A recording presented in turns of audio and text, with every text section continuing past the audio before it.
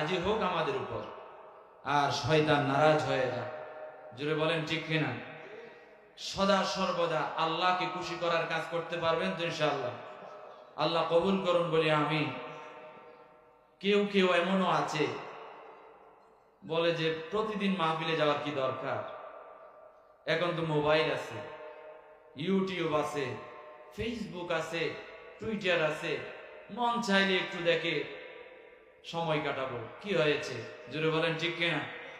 আমার বন্ধুগণ, আমি তাদের উদ্দেশ্যে বলতে চাই, মাহফিলের প্যান্ডেলটা হচ্ছে জান্নাতের বাগান। জুড়ে বলেন আল্লাহু আকবার।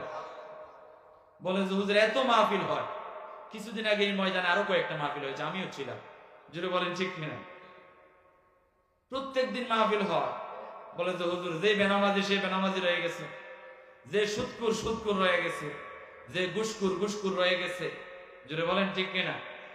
আছে, ঠিক আছে, কিন্তু এখানে 1 ঘন্টা যে সময় ব্যয় করবেন, 2 ঘন্টা যে কোরআনের জন্য, আল্লাহর জন্য, আল্লাহকে রাজি খুশি করার জন্য সময় ব্যয় করবেন, প্রত্যেকটা সেকেন্ডে, প্রত্যেকটা মুহূর্তে আপনার আর আমার আমল নামায় সওয়াব যুক্ত করে দেবেন কে? আরো জোরে বলেন কে?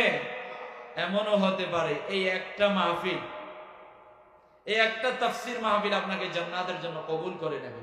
জোরে বলেন আল্লাহু আকবার। আমার বন্ধুগণ, আমরা কি জানি কেউ মৃত্যুর সময় কখন চলে আসবে? জানি না। এমনও হতে পারে কোরআনুল কারীমের তাফসীর শুনতে শুনতে মওত হতে পারে। জোরে বলেন ঠিক কিনা? এমনও হতে পারে আমি কোরআনের কথা বলতে বলতে আমার মৃত্যু হতে পারে। জোরে বলেন ঠিক কিনা? আল আমালু বিল খাওয়াতিম, মানুষের শেষ আমলটা আল্লাহর কাছে মানুষের জন্য যথেষ্ট। জোরে বলেন আল্লাহু আকবার।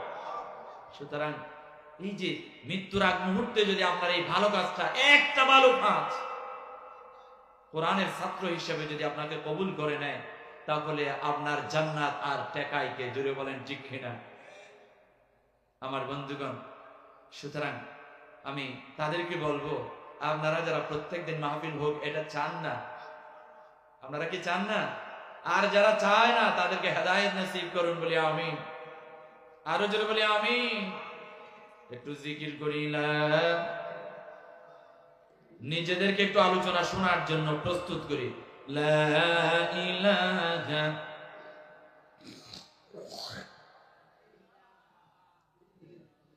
আর জোরে লা ইলাহা,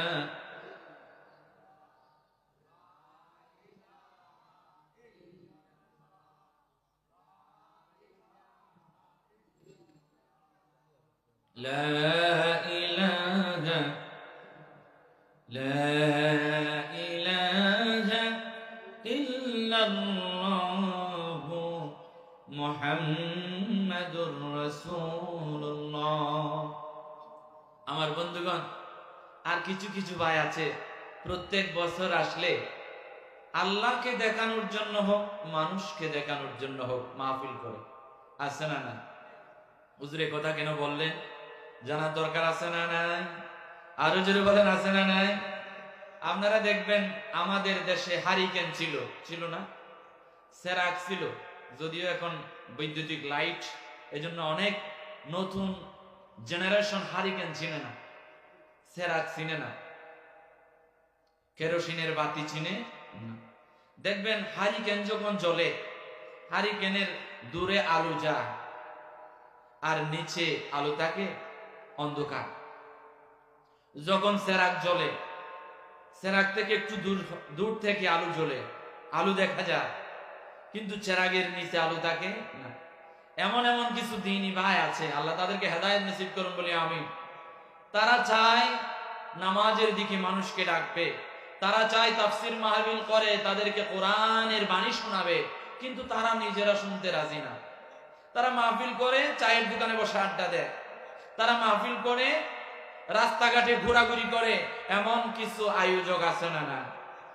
আল্লাহ সুবহানাহু ওয়া তাআলা তাদেরকে হেদায়েত নসিব করুন বলি আমিন। আমরা যেমন আলো নিতে এসেছি, তাদেরকেও এই মাহফিলের প্যান্ডেলে বসে, মঞ্চে বসে মাহফিল কমিটিকেও মাহফিল থেকে কোরআনের আলো গ্রহণ করার তৌফিক দান করুন বলি আমিন।